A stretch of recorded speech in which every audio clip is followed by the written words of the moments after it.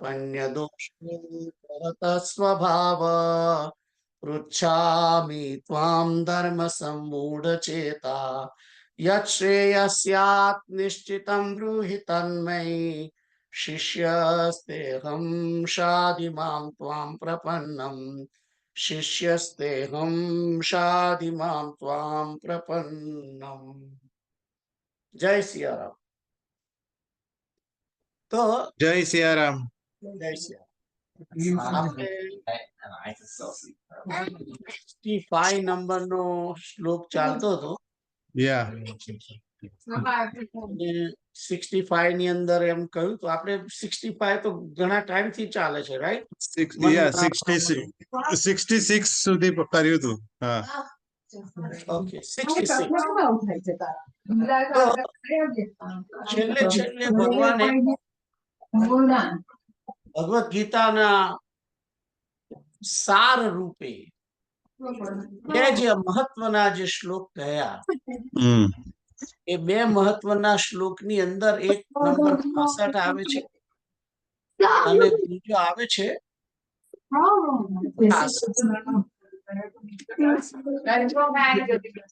સીતારામ સીતારામ. તો બે મુખ્ય શ્લોક 65 અને 66. મન્મના ભવ મત ભક્તો મત્યાજી મામ નમસ્કુરુ મામે વૈશ્યસી સત્યંતે પ્રતિજાને પ્રિયોસી મે. અને પછી છે સર્વધર્માન પરિત્યજ્ય મામેકમ શરણમ વ્રજ અહમ ત્વા સર્વ પાપેભ્યો મોક્ષયિષ્યામિ મા શુચઃ.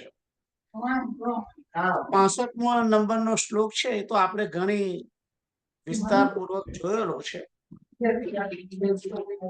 શ્લોક શરૂ કર્યો છે. તો 66મા શ્લોકની અંદર ભગવાન કહે છે કે સર્વધર્માન પરિત્યજ્ય. પહેલી તો વસ્તુ આ કહી છે. 4-5 આ એક શ્લોકની અંદર 4 વસ્તુ છે. પહેલી વસ્તુ છે સર્વધર્માન પરિત્યજ્ય. બધા ધર્મોને તું નો ત્યાગ કર, એમ કે છે. બીજી વાત છે મામેકમ શરણમ વ્રજ. મને એકલાને શરણે જાય, બીજી વાત કહી છે. ત્રીજી વાત કહી છે અહમ ત્વામ સર્વ પાપેભ્યો મોક્ષયિષ્યામિ, કે હું તને સર્વ પાપથી છોડાવીશ. અને ચોથી વાત કરી છે મા શુચઃ, કે તું શોક ના કરીશ, શોક ના કરીશ. તો 4 વસ્તુ કહી છે. પહેલી લીટીની અંદર 2 વાત છે એ અર્જુને ફોલો કરવાની છે, અને એ જ વાત આપણે બધાએ ફોલો કરવાની છે. એ 2 વાતને આપણે ફોલો કરીએ તો બીજી લીટીની અંદર 2 વાત બીજી કહી છે, એ વસ્તુ ભગવાન કરશે આપણા માટે. આપણને પાપથી બચાવશે અને આપણી ચિંતા છોડાવશે. તો 2 વસ્તુ આપણે કરવાની છે આ શ્લોકની અંદર. સર્વધર્માન પરિત્યજ્ય. ગઈ વખતે ધર્મ વિશે મેં વાત કરી હતી, અને ધર્મ કેટલા છે એ તમને ખબર છે ખરી? જો તમે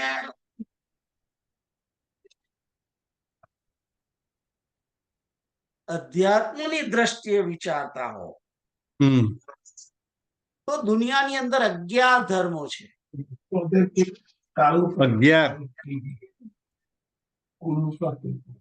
11 દુનિયામાં 11 ધર્મ છે.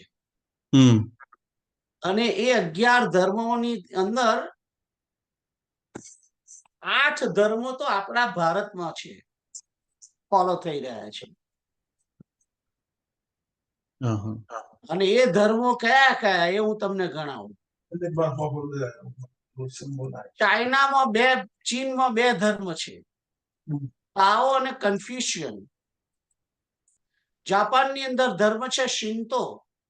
હમ આપણા દેશની અંદર જે 8 ધર્મ છે એની અંદર હિન્દુ સનાતન ધર્મ હમ એક, બીજો ઇસ્લામ, ત્રીજો ઈસાઈ, ચોથો જુઇઝમ. અરે કેટલા થયા? એક મિનિટ. 4 હિન્દુ, ઇસ્લામ, ઈસાઈ ને જુઈશ. 4 થયા, રાઈટ? હમ જૈન ધર્મ, બૌદ્ધ ધર્મ, શીખ ધર્મ. કેટલા થયા? 7 હિન્દુ, હિન્દુ, જૈન, બૌદ્ધ, શીખ, જુઈશ, ઇસ્લામ, જુઈશ, ઈસાઈ, ઈસાઈ અને જુઈશ. જુઇશ. 7 થયા. 7 થયા. બરાબર છે કે 8 ધર્મ છે ખબર નહીં, હમ પણ જનરલી આટલા ધર્મ છે. હમ તો મને કઈ યાદ આવતો નથી અત્યારે. પણ આ જે ધર્મ કદાચ જરથોસ્ત્ર એ ધર્મ ગણાય છે, રાઈટ? જરથોસ્ત્ર ધર્મ ગણાય છે. હા હા હા પારસી ધર્મ, પારસી. પારસી. હા, દાદાએ પારસી એવું કહ્યું, રાઈટ. પણ એ જુઈશ માં ના કહેવાય, ખબર નહીં પછી. ના કહેવાય. Anyway, તો અહીંયા આગળ જે વાત કરી છે આપણા આ શ્લોકની અંદર, સર્વધર્માન પરિત્યજ્ય, એની અંદર આ ધર્મોની વાત નથી. હા, જે મેં ગયા વીકે કહ્યું હતું તમને કે વ્યક્તિ જે ધારણ કરે છે, પોતાનો એક ધર્મ ધારણ કરે છે. દાખલા તરીકે હું પિતાનો ધર્મ ધારણ કરું છું, રંજન પત્નીનો ધર્મ ધારણ કરે છે, રાઈટ? એ બધા ધર્મની વાત છે. સંબંધથી જે ધર્મો પ્રગટ થયા છે, સંબંધ, શારીરિક સંબંધ, આ શરીરના સંબંધને કારણે જે ધર્મ કહેવાય છે, એ ધર્મની વાત અહીંયા આગળ કરવામાં આવી છે. પેલા 11 ધર્મો કે જે હું તમને કહી રહ્યો હતો એની વાત નથી આ. ખ્યાલ આવ્યો? તો સર્વધર્માન પરિત્યજ્ય, કે તું તારો પિતાનો ધર્મ છોડી દે, તું તારો ભત્રીજાનો ધર્મ છોડી દે, તું તારો પત્નીનો ધર્મ છોડી દે, તું તારો પુત્રનો ધર્મ છોડી દે. એ બધા ધર્મની વાત કરેલી છે. એ બધા ધર્મો છોડી અને મને એકલાને શરણે આવ. એટલે એકમાં ત્યાગવાની વાત કરી છે પહેલા પાર્ટની અંદર. બધા ધર્મો ત્યાગી દેવાના. તો શું બધા ધર્મો ત્યાગી દેવાના એટલે આપણે એ બધાની જે ફરજો છે એ નહીં બજાવવાની? એવી રીતે નથી. એવી રીતે નથી. મેં ગઈ વખતે પણ તમને કહ્યું હતું કે અહીં આગળ એ બધા ધર્મો છોડીને, કારણ કે જીવ જે છે એના તમામ સંબંધો પરમાત્માની સાથે છે, અને જીવાત્માના બધા જ સંબંધો, તમામ પ્રકારના સંબંધો કેવલ અને કેવલ પરમાત્માની સાથે છે. જીવને માટે એનો માતા, પિતા, પુત્ર કો, સ્વામી કો, મિત્ર કો, સખા કો, એ બધા જ સંબંધો, સ્વામી કો, બધા જ સંબંધો, ગુરુ, આ બધા જ સંબંધો એ પરમાત્માની સાથે છે. એટલે જ્યારે અહીંયા આગળ સર્વધર્માન પરિત્યજ્ય કહે છે, ત્યારે શરીરના સાથેના જે સંબંધને કારણે જે ધર્મ છે તે ત્યાગવાના, પણ જોડે જોડે પરમાત્માની સાથે એ બધા જે શારીરિક સંબંધો જે છે એ તો ત્યાગી અને એ સર્વની અંદર પરમાત્મા રહેલો છે. ભગવાન શ્રી કૃષ્ણ વસેલા છે એમની અંદર, એમ સમજીને કૃષ્ણ સાથેનો જે સંબંધ છે આપણો સ્વામીનો કે સખાનો, માતાનો, પિતાનો, એ ધર્મને ફોલો કરવાનો છે. એટલા માટે જે બીજી પછીની જે અડધી છે એમાં મામેકમ શરણમ વ્રજ કહ્યું છે. મને એકલાને શરણે આવ અથવા જા એમ કહ્યું છે, રાઈટ? અને એકલાને શરણે જા પ્રાપ્ત થા એમ કે છે. એટલે એક જ જણનો ધર્મ નિભાવ. જે તારો જીવાત્માનો મુખ્ય ધર્મ છે એ મેં પહેલા બી ફરી કહું છું, જીવાત્માના તમામ જીવના તમામ ધર્મ પરમાત્માની સાથે જ છે. કારણ કે આ દેહ જે છે એ તો 50, 60, 70, 80, 90 વર્ષ સુધી, 100 વર્ષ સુધી છે. એટલે એ સંબંધ 100 વર્ષનો છે. પણ મારો એટલે કે જીવાત્માનો અને પરમાત્માનો સંબંધ જે છે એ અનાદિકાળથી અનેક જન્મોથી એક જ સાથે સંબંધ રહેલો છે.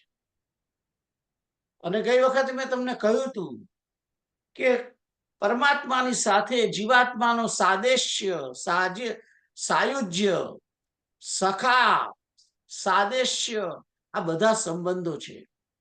એ બધા સંબંધો છે કે એક સાથે જ રહે છે, એક સાથે જ ગમન કરે છે. આ દેહમાંથી જ્યારે આત્મા નીકળે છે ત્યારે પરમાત્મા પણ નીકળે છે. એટલે આપણો સંબંધ કેવલ અને કેવલ પરમાત્માની સાથે જ છે. જે આ જન્મની અંદર થયેલા માતા, પિતા, પુત્ર, પત્ની, ભાઈ, બંધુ, એ બધા આગળના જન્મ નહોતા અને હવે પણ નહીં હોય પછીના જન્મમાં પણ. અને મૂળ એટલે we do not, આપણે જે આપણી આઈઝ છે એ લોકલાઇઝ, જે અત્યારે લોકલ જે આપણો અત્યારનો કાળ છે, સામાન્ય કાળ, અત્યારનો જે લોકલ કાળ કહેવાય એમ, એના બદલે ગ્લોબલ વિઝન રાખવાની છે. અને કારણ કે આત્મા તો અવિનાશી છે, આત્મા તો મરતો નથી. અને એના અને પરમાત્માના સંબંધ જે છે એ જ મુખ્ય સંબંધ છે. અને એ સંબંધ ક્યારેય તૂટતો નથી. અને મુખ્ય સંબંધ જે છે એ શરણાગતિનો સંબંધ છે. અને એની અહીંયા આગળ વાત કરી છે, કારણ કે જીવ નિત્ય કૃષ્ણનો દાસ છે, જીવ નિત્ય રામનો દાસ છે, જીવ નિત્ય ભગવાન શિવનો દાસ છે. તો આ જે સંબંધ છે એ નિત્ય દાસ જે છે, અને દાસ જે છે એ હંમેશા પોતાના સ્વામીને શરણાગત હોય છે. એટલા માટે જુઓ, આપણે આગળ તમને કદાચ યાદ હશે 9મા અધ્યાયની અંદર એક શ્લોક, 9મા કે 7મા શ્લોક આવ્યો હતો, ગતિર્ભર્તા પ્રભુ સાક્ષી નિવાસ શરણમ શુભ. એવો આવ્યો હતો, કદાચ તમને યાદ હોય તો, કે જીવાત્માને માટે શ્રી કૃષ્ણ જ ગતિ છે, શ્રી કૃષ્ણ જ ભરતા છે, શ્રી કૃષ્ણ જ સખા છે, શ્રી કૃષ્ણ જ સાક્ષી છે. શરણ લેવા લાયક એ એક જ કૃષ્ણ જ છે. એના સુરદ પણ કૃષ્ણ જ છે. એટલે મામેકમ શરણમ વ્રજ જે કહેવામાં આવ્યું છે એ કારણ કે પરમાત્મા શ્રી કૃષ્ણ જીવના નિત્ય સ્વામી છે અને આ જીવ નિત્ય કૃષ્ણનો દાસ છે.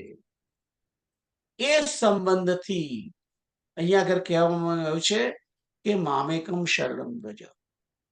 હવે અહીંયા આગળ કહ્યું, જુઓ, મને એકલાને શરણે જા એમ કહ્યું છે. એકમ, એકમ જે શબ્દ છે એ બ્રહ્મ કો, ભગવાન કો કે પરમાત્મા, એ જે તત્વ છે એ એક જ છે. પરમાત્મા એક જ છે, બે નથી. પરમાત્મા કે જે પરબ્રહ્મ જે કહેવામાં આવેલું છે તત્વ, એ એક જ છે. એટલા માટે અહીંયા આગળ એકમ શબ્દ વાપરવો છે. તું એક પરબ્રહ્મને શરણે જા, શ્રી કૃષ્ણને શરણે જા, પરમાત્માને શરણે જા, ભગવાન નારાયણને શરણે જા, એ વાત કરેલી છે. ભગવાન કૃષ્ણને શરણે જા, ભગવાન રામને શરણે જા. એટલે જે કૃષ્ણ છે એ એક જ પરમાત્મા તત્વ છે. એ વેદોની અંદર પણ કહેવાયું છે કે ભગવાન શ્રી કૃષ્ણ પરમાત્મા શ્રી હરિ છે. એ વાત વેદોમાં, ઉપનિષદોમાં, શ્રીમદ ભાગવતમાં, ભગવદ ગીતામાં, આ બધી જ જગ્યાએ વારંવાર કહેવામાં આવ્યું છે. એક જ પરમાત્મા શ્રી હરિ, શ્રી કૃષ્ણ, એને તું શરણે જા, એમ કહ્યું છે. તમને કદાચ મેં તમને એક વસ્તુ પૂછી હતી, કહી હતી ગઈ વખતે. શરણાગતિના 5 કે 6 સિદ્ધાંતો. શરણાગતિના સિદ્ધાંતો. હમ વેરી ગુડ, તમે યાદ રાખ્યું છે, થેન્ક યુ. તો શરણાગતિના 6 સિદ્ધાંત છે. માણસ, કોઈ પણ વ્યક્તિ પરમાત્માને શરણે છે, એ આ 6 વસ્તુ જે હું તમને હવે કહેવા જઈ રહ્યો છું એનું બરાબર પાલન કરે તો જ એ વ્યક્તિ શરણે છે. બાકી એને કોઈ એ ભલે મોઢેથી કે હું શરણે છું, અને ભલે ને મંત્ર જપ્યા કરે, શ્રી કૃષ્ણ શરણમ મમ, શ્રી કૃષ્ણ શરણમ મમ, શ્રી કૃષ્ણ શરણમ મમ, એમ બોલ્યા કરે. બોલ્યાથી શરણાગતિ આવતી નથી. Keep in mind. બોલવાથી શરણાગતિ આવતી નથી. દીકરો છે, છોકરો બાપાને કહ્યા જ કરે, હું તમારો છોકરો નહીં, હું તમારો છોકરો નહીં. છોકરો છે, નો ડાઉટ અબાઉટ ઇટ. પણ એનો જે મૂળ પુત્ર તરીકેનો જે ભાવ છે, એ ભાવ પિતાને ક્યારે આવે? જો પુત્ર પિતાની આજ્ઞા માને તો. એવી રીતે શરણાગતિની અંદર મુખ્ય સિદ્ધાંત છે પરમાત્માની આજ્ઞા માનવી. એ બેન છે.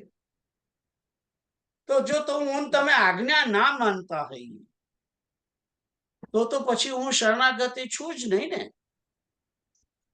આ તો સિમ્પલ વસ્તુ છે. પણ જે હું તમને 6 વાત કહેવા માંગુ છું, એ આજ્ઞા તો ખરી જ, 100% આજ્ઞા માનવાની છે. પરમાત્મા જે કહે છે એ આજ્ઞા માનવાની છે. પણ શરણાગતિના જે 6 સિદ્ધાંત કહે છે એ આ છે. પહેલો સિદ્ધાંત છે પરમાત્માને અનુકૂળ રહેવું. ભગવાનની ઈચ્છા મુજબ રહેવું, એ પહેલો સિદ્ધાંત છે. એટલે કે હરિની ઈચ્છા એ જ મુખ્ય. કોઈ પણ વસ્તુ બને એને હરિની ઈચ્છા માની લેવી, એ પહેલો સિદ્ધાંત છે. એમાં મારું પોતાનું ડાપણ દોડવાનું નહીં. એની અંદર જીવાત્માએ કઈ ઘટના બની હોય એને ઈશ્વર ઈચ્છા ગણી લેવી, અને એના માટે કોઈ બીજા આત્માની સાથે રાગ અથવા દ્વેષ કરવો નહીં. પરમાત્માને અનુકૂળ રહેવું, ભગવાન હરિની ઈચ્છા જે છે એ જ મુખ્ય. હરિની ઈચ્છા જે કઈ બને છે હરિની ઈચ્છા, એમાં કોઈ કોઈ કારણભૂત કોઈ બીજો આત્મા કે જીવાત્મા કે કોઈ બીજું શરીર, કોઈ પ્રાણી છે જ નહીં. જે બને છે તે હરિની ઈચ્છાથી જ બને છે. આ વસ્તુ એ પહેલો સિદ્ધાંત છે. બીજો સિદ્ધાંત છે, પરમાત્માની ને જે પ્રતિકૂળ હોય એનો ત્યાગ કરવો. એટલે કે ભગવાનને જે મંજૂર ના હોય એનો ત્યાગ કરો, સ્વની ઈચ્છાનો ત્યાગ કરો. મારો ભગવાનની ઈચ્છા, ભગવાનને માટે જે પ્રતિકૂળ હોય, પરમાત્માને જે પ્રતિકૂળ હોય, એટલે પરમાત્માને જે અનુકૂળ ના હોય એ વસ્તુ ના કરવી. આમ તો પહેલા સિદ્ધાંતની બરાબર જ બીજો સિદ્ધાંત કહેવાય. કારણ કે પહેલો જે સિદ્ધાંત છે પરમાત્માને અનુકૂળ રહેવું, હરિની ઈચ્છા એ જ મુખ્ય સિદ્ધાંત. અને પરમાત્માને જે અણગમતું પ્રતિકૂળ જે છે એનો ત્યાગ કરવો. એનો અર્થ કે મારો પોતાનો કોઈ આગ્રહ ના જોઈએ, સ્વની ઈચ્છાનો ત્યાગ. ઘરમાં કોઈ બીમાર પડે અથવા તો સંબંધી સગા સંબંધીઓ બીમાર પડે કે કઈ ખરાબ થાય, એના માટે અનુષ્ઠાન ના કરાય. એના માટે ભગવાનને પ્રાર્થના ના કરાય કે તમે એનો દુઃખ દૂર એનો રોગ મટાડી દો, એ ના થાય. કારણ કે પરમાત્માની ઈચ્છા છે એટલે પેલાને રોગ થયો છે. એની જો ઈચ્છા ના હોત તો એને રોગ ના થાત. એટલે પરમાત્માએ જે સિદ્ધાંતો, જે નિયમો, કર્મના હિસાબે જે નિયમો કર્યા છે એ નિયમ પ્રમાણે, પરમાત્માના નિયમો મુજબ જે કંઈ થતું હોય એની અંદર હસ્તક્ષેપ ના કરવો. એટલે કે તમે, હું જો કોઈ બીમાર પડ્યા હોય એટલે એના માટે પ્રાર્થના એવી નહીં કરવાની કે એનો રોગ મટી જાય. એના માટે પ્રાર્થના એવી કરવાની કે પ્રભુ એને રોગ સહન કરવાની શક્તિ આપજે. પ્રભુ એને તું માનસિક બળ આપજે, આત્મબળ આપજે. એ રીતની પ્રાર્થના કરાય. હું તમે એવી પ્રાર્થના ના કરી શકીએ કે ભગવાન તમે એને આખી જિંદગી એને કેટલા બધા પાપ કર્યો હોય અને આપણે પ્રાર્થના કરીએ ભગવાન તું એમને મોક્ષ આપજે. એવું ના ચાલે. જે સાચો ભક્ત છે એ પરમાત્માના નિયમોમાં કોઈ દખલ કરતો નથી. ભગવાનનું જે શાસન છે પરમાત્માનું, એ શાસનની અંદર સાચો ભક્ત કોઈ દિવસ દખલ કરતો નથી. એ પ્રાર્થના કરી શકે કે હે પ્રભુ, એને જે તારે સજા કરવાની એ કર, પણ સજા સહન કરી શકે એવી શક્તિ આપ. એવી પ્રાર્થના થાય. જ્યારે આપણે બધા તો શું થાય કે આપણે અત્યાર સુધી જે આપણું બધું વલણ જુદું છે. આપણે તો કંઈક ખોટું થતું હોય તો આવું ના થાય એટલા માટે પાછી મારા કરીએ, પ્રાર્થના કરીએ, આ કરીએ, તે કરીએ.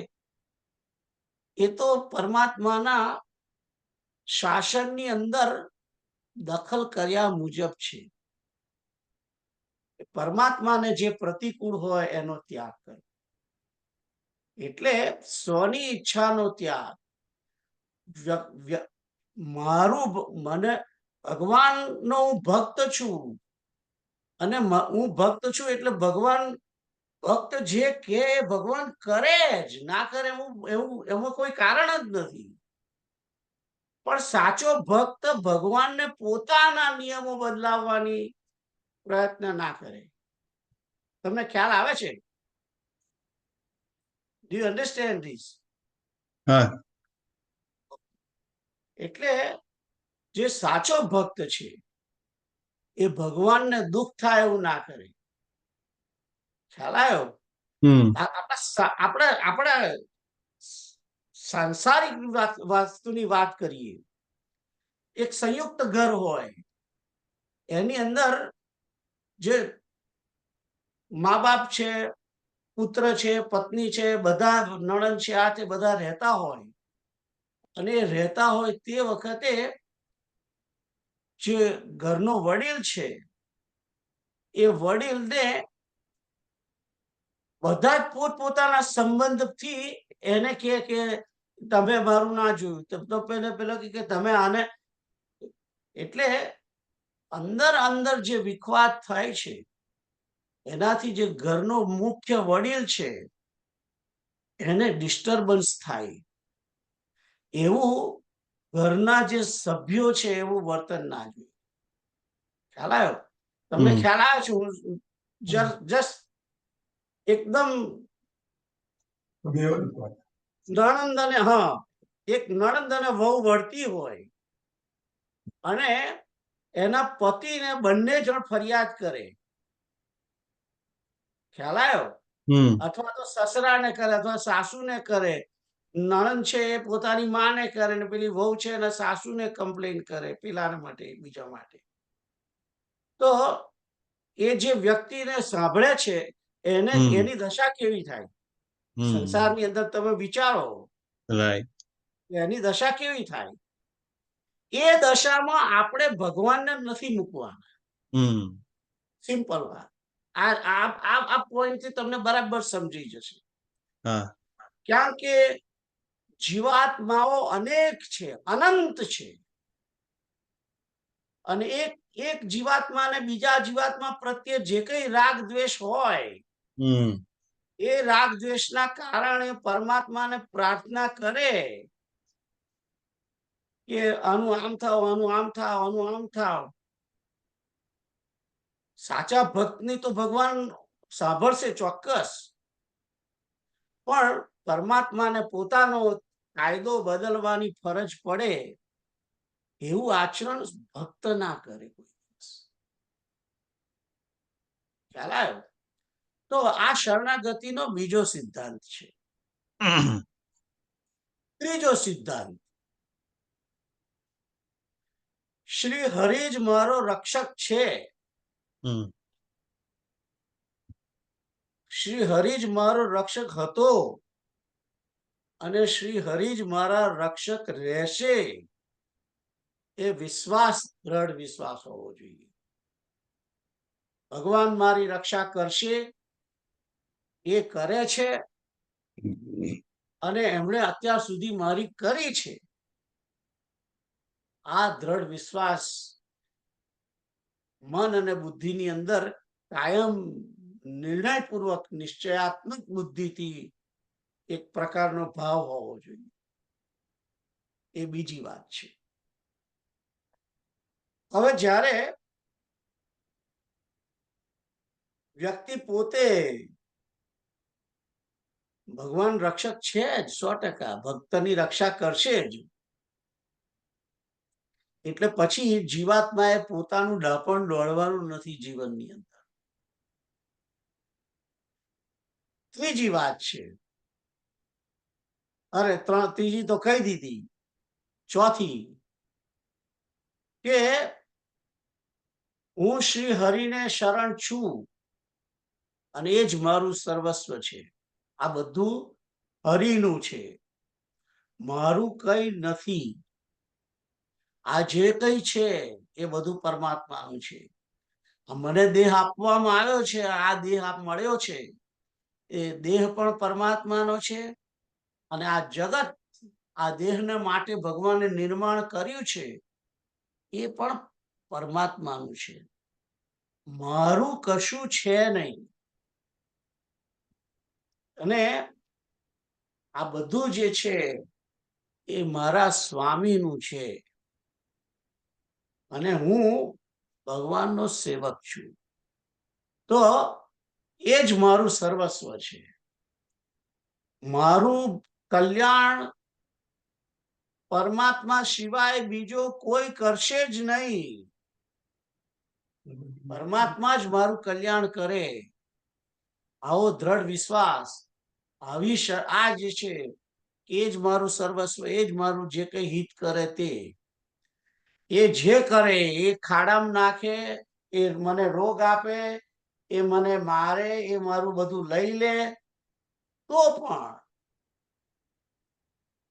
પણ એ જ મારા રક્ષક, એ જ મારા, હું એને જ શરણે છું, એ જ મારા સ્વામી. એ રીતનો જે ભાવ છે તે ચોથો ભાવ. પાંચમી વાત છે, શ્રી કૃષ્ણ જ અમારું પાલન કરે છે. ભરતા જે છે એ કૃષ્ણ જ છે, એ વિશ્વાસ. અને છઠ્ઠું છે દીનતા, કે હું હરિનો તુચ્છ દાસ છું અને તણખલાથી પણ વધારે દીનહીન નીચ છું. તણખલાથી પણ, બહાર જે લોનની અંદર ઘાસ છે એનું જે તણખલું હોય, એ તણખલાને પોતાનું કોઈ અહંકાર ના હોય. પવન આવે તો આ અમારા લોટમાં પડ્યું છે અત્યારે, એ તણખલું ઉડીને બીજે જતું રહે અને ત્યાંથી બી ચોથી જગ્યાએ જાય. એ રીતે એનું પોતાનું કોઈ અસ્તિત્વ નહીં. જે કઈ છે, હું હરિનો તુચ્છ દાસ છું અને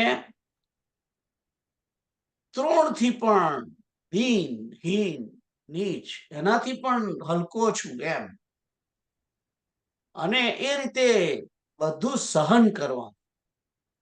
તણખલું જે છે એ સહન કરે છે. નિરાભયમાની બનીને રહેવાનું. અહંકારનો તો સદંતર અભાવ. આ 6 ભાવ છે.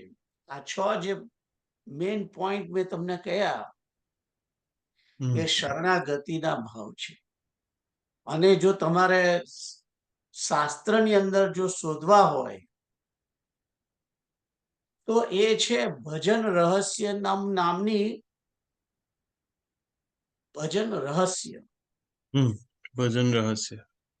એની અંદર સંસ્કૃતની અંદર શ્લોકો છે. એ ચોપડીની અંદર તમને આ બધા 6 સિદ્ધાંતો મળશે. આ મારા ઘરના કહેલા નથી, બનાવેલા નથી, સમજ્યા? તો મામેકમ શરણમ વ્રજ, જે 6 સિદ્ધાંત છે એ મેં તમને કહ્યા. કૃષ્ણકાંત, જય સિયારામ. તો વાત ચાલતી હતી અમારે હમણાં, તમે નહોતા, આઈ થિંક તમને તો 6 સિદ્ધાંત કહેલા છે પહેલા, રાઈટ? તમારો માઇક ચાલુ કરો. પણ માફ કરજો, ભૂલી ગયો છું. કઈ આવતા વખતે બધાને લાભ મળે. ના, અત્યારે મેં આ લોકોને કહ્યા હમણાં. તો 6 સિદ્ધાંત. પરમાત્માને અનુકૂળ રહેવું, ભગવાનની ઈચ્છા એ જ મારી ઈચ્છા, હરી ઈચ્છા એ જ મારી ઈચ્છા, મારું પોતાની કોઈ ઈચ્છા નહીં. જે કઈ બને છે તે હરિની ઈચ્છાના મુજબ જ બને છે અને એ હરિની જ ઈચ્છા મુખ્ય છે. એટલે જે કઈ બને એનું કારણ શોધીને બીજા જીવાત્મા પ્રત્યે રાગ દ્વેષ કરવો નહીં અને એના પર કોઈ દોષનો ટોપલો ઢોળવો નહીં. હરિની ઈચ્છા, જે થયું એ ભગવાનની ઈચ્છા છે એમ. એ પહેલો સિદ્ધાંત. બીજો સિદ્ધાંત, પરમાત્માને પ્રતિકૂળ હોય એનો ત્યાગ કરવો, પોતાની ઈચ્છાનો ત્યાગ કરવો. ભગવાનને જે પ્રતિકૂળ હોય જે ભગવાનને ના ગમતું હોય, ભગવાનને જે ઈચ્છા ના હોય, એની સામે પોતાની ઈચ્છા નહીં રાખવી, પોતાનો આગ્રહ નહીં રાખવો કે ભગવાન આમ કરે તો સારું, અને એવી રીતે બીજાની જેને દરેક જીવાત્માને જે કંઈ પ્રાપ્ત થાય છે એ એના સંચિત કર્મોને કારણે બધું મળે છે. એ જે કંઈ એને સજા થાય છે કે રોગ થાય છે કે એને નુકસાન થાય છે અથવા તો કંઈ સારું બી થાય છે, એ બધું એ હરિના નિયમો મુજબ થાય છે. અને એટલે એની અંદર જીવાત્માએ પોતાનો ચંચુપાત કરવો નહીં અને ભગવાનને પ્રાર્થના ના કરવી કે આનો રોગ મટી જાય, આને ભગવાન સ્વર્ગમાં મોકલે કે આને મોક્ષ થઈ જાય, એવી પ્રાર્થના નહીં કરવી. ખ્યાલ આવ્યો? એટલે ભગવાનની ઈચ્છા એ જ મુખ્ય, પોતાની ઈચ્છાનો ત્યાગ, સ્વ ઈચ્છા. મને બધું ગમતું હોય કે કૃષ્ણકાંત મિલિયનર થઈ જાય, રાઈટ, પણ ભગવાનની ઈચ્છા ના હોય એના માટે એના વિપરીત પ્રાર્થના નહીં કરવી. એટલે આ જ્યારે માણસ વિચારે છે ત્યારે પોતાને દેહને માટે જે કંઈ પ્રાપ્ત કરવું છે એના માટે પણ કોઈ પણ વ્યક્તિ ભગવાનને પ્રાર્થના ના કરી શકે. નિષ્કામ જ એની જે પ્રાર્થના હોય નિષ્કામ થઈ જાય. ના કરી શકું કે ભાઈ હવે તમે ભગવાન મને થોડા પૈસા આ વર્ષે વધારે મળે તો મારું આ કામ થઈ જાય, આમ થઈ જાય, તેમ થઈ જાય, એટલા માટે પણ પ્રાર્થના નહીં કરવાની. હવે જ્યારે નિષ્કામ પ્રાર્થના હોય છે ત્યારે એના માટે કોઈ ચમત્કારની પણ એ માણસ આશા ના રાખે. કોઈ ચમત્કાર, એને ચમત્કારની ના કિસ્સાઓ પણ સાંભળવાની જરૂર નથી. કારણ કે જે ચમત્કારો થાય છે અને ચમત્કારની બધી વાતોની ચોપડીઓ લખાય છે એની અંદર ચોક્કસ કદાચ સામેવાળા જેણે પ્રાર્થના કરી છે એનું કલ્યાણ થયું છે, બરાબર છે, પણ એ તો એના નિયમ મુજબ પરમાત્માના નિયમની વિરુદ્ધ થઈને જ થયું ને. ખ્યાલ આવ્યો? જેણે પણ કૃપા કરી અને કોઈનું કંઈક કરી આપ્યું એ તો ઈશ્વરની ઈચ્છા વગર જ થયું ને. અને જેણે પ્રાર્થના કરી એ રીતે કે તારું કલ્યાણ થઈ જાય, કે ધબ્બો મારે અને એનો ધંધો ચાલે, રાઈટ, એ તો ઈશ્વરની ઈચ્છા વિના થયું. કારણ કે એ ભક્ત જે છે એ બીજાને આશ્વાસન આપે અને બીજાને જો એ કહે કે તારું બધું થઈ જશે તો એ તો ભગવાનના જ સિદ્ધાંતોની અંદર, ભગવાનના જ કાયદાઓની અંદર દખલ કરે છે. અને ભક્ત જે છે તે સાચો ભક્ત એ પરમાત્માના નિયમોની અંદર એ આવી કોઈ ચંચુપાત કરતો નથી. તો વાત હતી પરમાત્માને પ્રતિકૂળ હોય, જે પ્રતિકૂળ હોય એનો ત્યાગ કરવો. તમે વિચાર કરો કે જે પેલા એને મારવા માટે કોણ એના માટે ચક્ર મોકલ્યું, ચક્ર ગયું, સુદર્શન ચક્ર, દુર્વાસાની પાછળ પડ્યું ચક્ર, રાઈટ.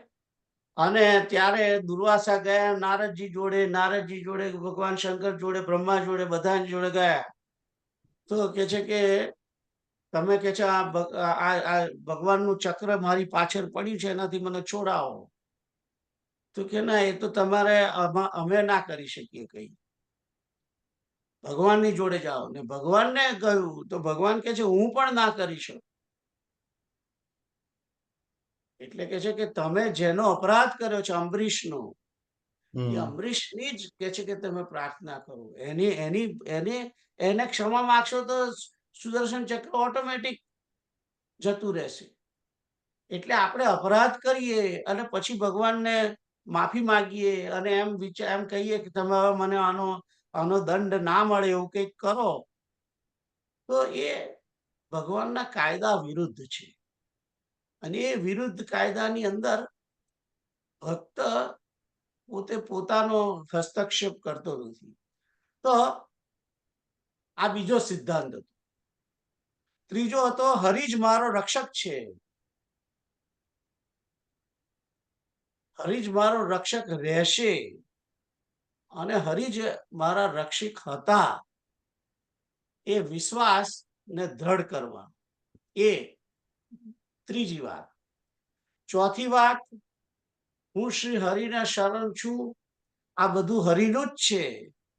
અહીં આગળ મારું કશું નથી. દેહ પણ મારો નથી, એ પણ ઈશ્વરનો જ આપેલો છે. અને એને જ્યારે એને જોઈએ ત્યારે મારે પાછો આપી દેવાનો છે. એટલે વધારે જીવવા માટે પણ ભગવાનને ઈચ્છા નહીં કરવી. જેટલું આપણને આપ્યું છે એ ઘણું છે. અને એની અંદર સંતોષ માનવો અને પરમાત્માને હું શરણે છું, એ જ મારું બધું કરશે અને એ જ મારું સર્વસ્વ છે. આ બધું એનું જ છે, મારું કઈ નથી. એ ભાવ, એ ચોથો આઈટમ છે. પાંચમું છે, શ્રી કૃષ્ણ જ અમારું પાલન કરે છે, એ જ મારા ભરતા છે. ગતિ ભરતા પ્રભુ સાક્ષી નિવાસ શરણમ સુરત, જે ભગવદ્ ગીતાનો જે શ્લોક છે એ એના ઉપર જ છે. આ કે કૃષ્ણ જ અમારા ભરતા છે. રામાયણની અંદર પણ આવે છે એક ચોપાઈ. ભગવાન પોતે રામ કહે છે કે મોર દાસ કહાઈ, મારો દાસ કેવડાવી અને બીજાની આશા રાખતો હોય તો એનો વિશ્વાસ કેટલો. એટલે જો પરમાત્માનો દાસ હોય એ બીજા લોકોની જોડે માગણી કરવા જાય જ નહીં, બીજાની જોડે માગણી કરે જ નહીં. એ પરમાત્માની જે કે એને માગવું છે પરમાત્માની સાથે માગે. આમ તો માગણી જ ના કરે બેઝિકલી. ખ્યાલ આવ્યો? કારણ કે જે દાસ છે એને તો વિશ્વાસ છે કે એને મારી રક્ષા કરી છે, કરશે. અને ભગવાને વચન આપેલું જ છે, યોગક્ષેમમ વહામ્યહમ. રાઈટ? 9મા અધ્યાયની અંદર આપેલું છે ને વચન. તો આગળનો છઠ્ઠો છે દીનતાનો ભાવ. અને એની અંદર અહંકારનો સદંતર અભાવ. નિરાભિમાની બનીને રહેવું, અથવા તો હું હરિનો તુચ્છ દાસ છું. જેમ જે ચૈતન્ય મહાપ્રભુ કહે છે ને, તૃણાદપી, એનો જે શ્લોક છે ચૈતન્ય મહાપ્રભુનો, કે જે ભક્ત છે, એક મિનિટ હું તમને, તૃણાદપી સુનિચેન, એવો એક શ્લોક છે. કદાચ આમાં છે. એક મિનિટ. તૃણની જેમ કચડી નાખે તો પણ. હા. યા એવું ધેટ્સ રાઈટ. સુનિચેન તૃણાદપી એવો શબ્દ છે.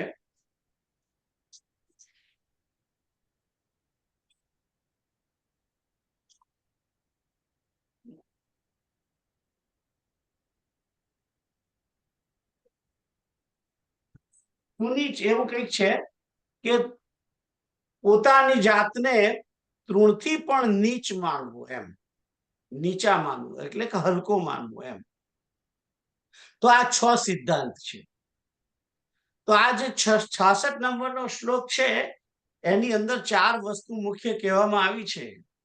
અને 4 ની અંદર છે, પહેલું તો સર્વ ધર્માન પરિત્યજ્ય, બધા ધર્મોને તું ત્યાગી દે. કારણ કે જે બધા ધર્મો અર્જુન જે પાલન કરવા માંગે છે એ દેહના ધર્મો છે, દેહ સંબંધી ધર્મો છે.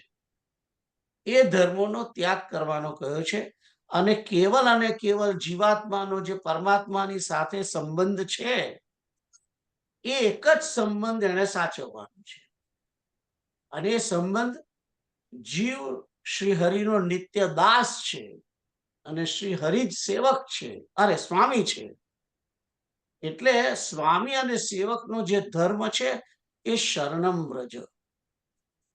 એટલા માટે પેલું છોડી અને આ પકડવાનું છે. પેલા જે ધર્મ છે, દેહના ધર્મો છે, એ ત્યાગવાના છે અને આત્માનો જ ધર્મ પરમાત્મા સાથે જે સ્વામી અને સેવકનો જે શરણાગતિનો ધર્મ છે એને પકડવાનું છે. તો એ વાત આ પહેલી લીટીમાં કરી છે. બીજી લીટીની અંદર કહે છે કે અહં ત્વા સર્વ પાપેભ્યો મોક્ષયિષ્યામિ. હું તને સર્વ પાપોથી મુક્ત કરી દઈશ, વચન આપ્યું છે અહીં આગળ. અને એક વચન નથી, બીજું વચન છે મા શુચ, કે તારે શોક કરવાનો નથી, બધું જ હું કરી દઈશ. મા શુચ, તું હવે શોક કરીશ નહીં કે મારે ભીષ્મ પિતામહને મારવાથી આ થશે અને મારે આ મારા ગુરુ દ્રોણને સામે પણ લડવાનું અને એનું મને પાપ લાગશે. એ બધાની સામે એ બધી જે એને જે કઈ પહેલા અધ્યાયની અંદર જે એને અર્જુને બધા બહાના કાઢ્યા છે એ બધા બહાના આ બીજી લીટીની અંદર આવી જાય છે કે કયા કારણથી હું નહીં લડું કરતો હતો. એ નહીં લડવા માટેના જે બધા બહાના છે એ બહાના બધા ભગવાન કહે છે કે બધું હું કરી લઈશ, તારું પાપે લઈ લઈશ, તને કશું થશે નહીં, તારા ઉપર કોઈ દોષારોપણ નહીં થાય, બધી તું ચિંતા છોડી દે. એટલે મા શુચ જે છે એ અને સર્વ પાપેભ્યો મોક્ષયિષ્યામિ, એ બે વસ્તુ એ ભગવાને કરવાની છે. અને આ પહેલી લીટીની જે બે વસ્તુ છે એ જીવાત્મા એ કરવાની છે. જો જીવાત્મા પહેલી લીટીને અનુસરે તો પરમાત્મા પેલું બીજું કરવાના જ છે, એમાં કોઈ ડાઉટ નથી, એમાં કોઈ એમ શંકા કરવાની જરૂર નથી. કારણ કે આ કહેતા પહેલા આગળના શ્લોકમાં કહ્યું સત્યમ પ્રતિ જાને, હું તારા માટે સત્ય પ્રતિજ્ઞા કરું છું. પ્રતિજ્ઞા પહેલી કરી એ બતાવો ભાઈ, 65 નંબરનું સેટ ટ્રાન્સલેશન બતાવો એમને. હા બસ, કે છે કે હું તારા માટે આ પ્રતિજ્ઞા કરું છું કારણ કે તું મને પ્રિય છે. એટલે પ્રતિજ્ઞા પહેલી કરી છે અને પછી ભગવાને કહ્યું. તો 66 નંબરનો જે શ્લોક છે એની અંદર કોઈને ક્વેશ્ચન છે ખરો? એટલે ચાર ધર્મ, ધર્મ અર્થ કામ મોક્ષ એ છોડવાના છે, ચાર ધર્મો છોડવાના. એટલે એ ચાર ધર્મ ક્યાં છે? એ તમે કીધું સર્વ ધર્મ પરિત્યજ્ય. આ એટલે કઈ ધર્મ એ ચાર ધર્મ અર્થ, તમે કામ, કયા કીધા? મોક્ષ? ચાર ધર્મ કયા કીધેલા? ચાર ધર્મ નહીં કયા મેં. ઓ અચ્છા, ઓકે મેં એમ કહ્યું શરીર સંબંધી ધર્મો, ઓકે. દેહ સંબંધી ધર્મો. તમે જે ધર્મ અર્થ કામ મોક્ષ કહો છો એ તો પુરુષાર્થ છે. એ ચાર વસ્તુ પ્રાપ્ત કરવા માટે પુરુષાર્થ કરવાનો. અને એ ચાર પુરુષાર્થ બધા જે પામી જાય એને ચતુર કહેવાય. ચતુર શબ્દ એના ઉપરથી નીકળ્યો છે. ચતુર શબ્દ સાંભળ્યો છે ને ગુજરાતીમાં? Yes yes. એ ચતુર શબ્દ એટલે કે એ ચારેયને પ્રાપ્ત કરવામાં કુશળ છે એટલે ચતુર. પણ મોટે ભાગે કોઈ ચતુર હોતું નથી, બધા તુતીર છે. ત્રણ પ્રાપ્ત કરવા પ્રયત્ન કરે છે. ચોથો પુરુષાર્થ કોઈ કરતું નથી. મોક્ષ તો હા, રાઈટ. તો ખ્યાલ આવ્યો તમને? ઓકે, બીજું કોઈ કોઈને ક્વેશ્ચન છે? ના તમે એવું કહ્યું હતું કે આ યાદ કરવાનું કે પરમાત્માના નિત્ય દાસ કેવી રીતે બનાય. ઓ, નિત્ય દાસ તો પહેલેથી દાસ છે. કેવી રીતે દાસ છે એનું વાત કરવું છે એમ. કેવી રીતે દાસ છે એ સાંભળવું છે. Very good. તો પહેલી તો વસ્તુ એ કરો, હું તમને પ્રશ્ન પૂછું અને તમે જવાબ આપજો, એટલે તમને જવાબ મળી જશે કે તમે આ જે બધા પ્રયત્નો, બધા જીવાત્મા પ્રયત્નો કરે છે, જે રોજ કામ કર્યા કરે છે સવારથી સાંજ સુધી, સૂતા સુધી, ઇવન જે કઈ કર્મ, સુવાનું પણ કર્મ, આ બધું કર્મ શા માટે કરવામાં આવે છે? આનંદ માટે. સુખ માટે. સુખાય કર્માણી કરોતિ લોકો. આ પ્રશ્ન વિદુરજીએ મૈત્રેયને પૂછેલો છે ભાગવતની અંદર, ચોથા સ્કંદની અંદર. બરાબર, તમે કહ્યું આનંદ માટે. બધા આનંદ માટે પ્રયત્ન કરે છે. હું આનંદ માટે એટલે કે જીવ પોતે આનંદ, સુખ શોધે છે, સુખની શોધ કરે છે. અને સુખના માટે જ પ્રયત્ન. પૈસા ભેગા કરવાનું કારણ શું? સુખ માટે. રાઈટ? સારી રીતે શરીર સાચવવાનું કારણ શું? સુખ, શારીરિક સુખ. વધારે સુખ ભોગવવા માટે, સુખ વધારે ભોગવવા માટે, શરીર માટે. એટલે પછી કે છે ઓછું ખાઓ, તળેલું ના ખાઓ, સુગર વાળું ના ખાઓ. એ બધું શા માટે? સુખ પ્રાપ્તિ માટે. એટલે જે કઈ કર્મ કરે છે માણસ, પૈસા પ્રાપ્ત કરે છે, સારા કપડા જોઈએ છે, બધું જે છે એ સુખના માટેના પ્રયત્નો છે. પણ જે સુખ પ્રાપ્ત જીવ કરે છે એને સુખની શોધ છે, અને સુખની શોધ કર્યા કરે છે, પણ એને સાચું સુખ મળતું નથી.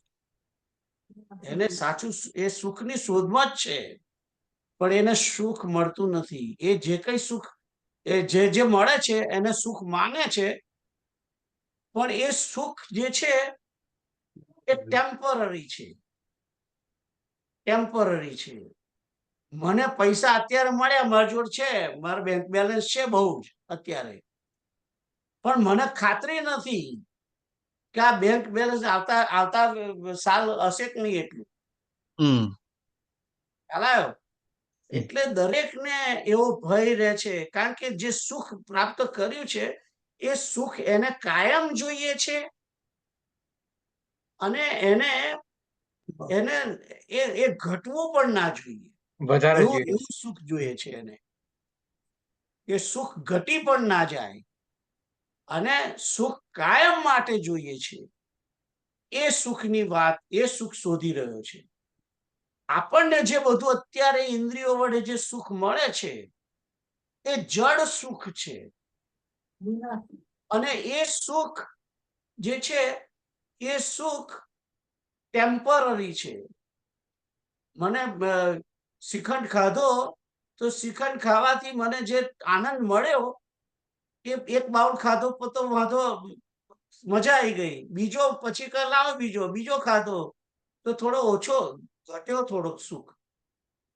ત્રીજો ખાધો એનાથી વધારે, ચોથો આપવા જાય છે કેતુલ, તો કેતુલ હાલતો તો મેં કહ્યું ના હવે નહીં જોઈએ, હવે નહીં જોઈએ.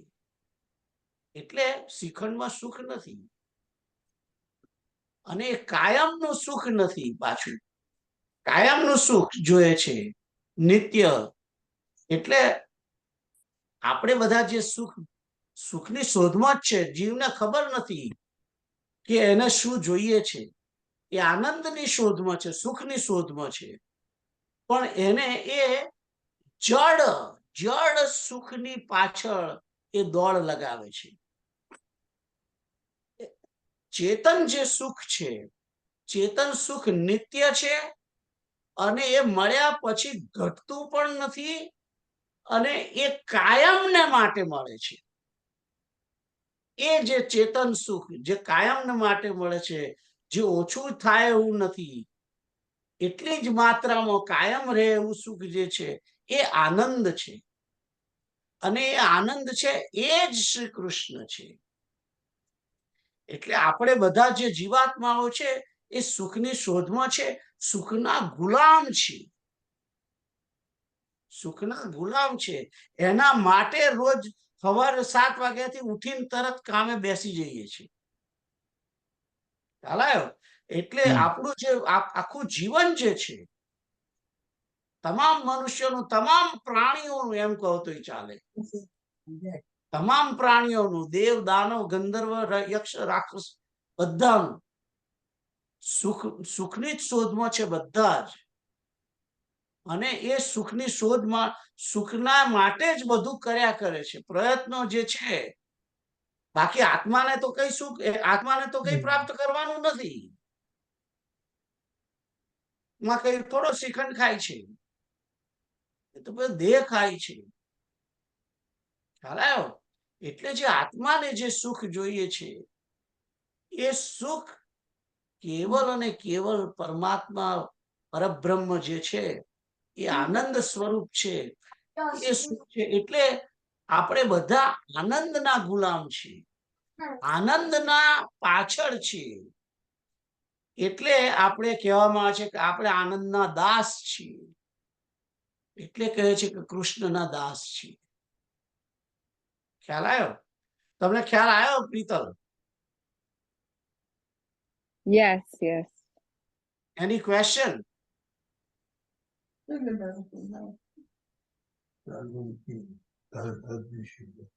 તો આગળ કોઈને ક્વેશ્ચન છે?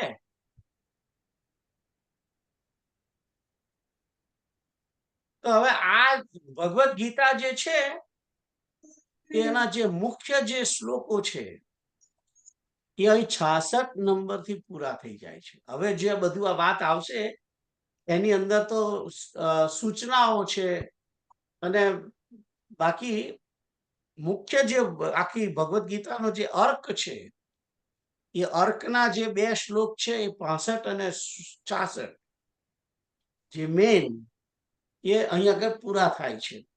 તમને ક્વેશ્ચન હોય તો નેક્સ્ટ ટાઈમ પણ લઈશ, એવું કશું નથી કે આપણે આગળ ડિસ્કસ નથી કરવાના. પણ બેઝિકલી ભગવદ ગીતા જે શ્રી કૃષ્ણને અર્જુનને કેવું છે એ 66 નંબરે પૂરું થઈ જાય છે. તો આગળ આવતા વખતે જોઈશું.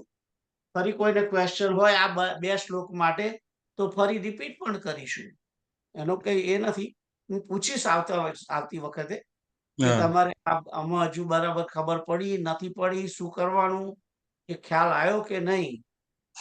હજુ ના સમજ પડે ફરી પૂછજો નેક્સ્ટ ટાઈમ. રાઈટ? તો સમય થવા આવ્યો છે એટલે અહીંયા આગળ પૂર્ણ કરીએ. કારણ કે પાછા કીટ અંકલ નથી, ને તો હું આગળ એક શ્લોક લેવો તો મારે, પણ આજે નથી લેવો. તો આપણે પ્રાર્થના કરીએ. શ્રી કૃષ્ણ ગોવિંદ હરે મુરારે, હે નાથ નારાયણ વાસુદેવ. શ્રી કૃષ્ણ ગોવિંદ હરે મુરારે, હે નાથ નારાયણ વાસુદેવ. શ્રી કૃષ્ણ ગોવિંદ હરે મુરારે, હે નાથ નારાયણ વાસુદેવ. શ્રી કૃષ્ણ ગોવિંદ હરે મુરારે, નારાયણ વાસુદેવ. શ્રી ઓમ કૃષ્ણ પૂર્ણમદઃ પૂર્ણાત પૂર્ણમુદચ્યતે પૂર્ણસ્ય પૂર્ણમાદાય પૂર્ણમેવાવશિષ્યતે. સર્વે ભવन्तુ સુખિનઃ, સર્વે સन्तુ નિરામયા, સર્વે ભદ્રાણિ પશ્યन्तુ મા કશ્ચિत् દુઃખમાપ્નુયાत्. ઓમ તત્સત. ઓમ તત્સત. ઓમ તત્સત.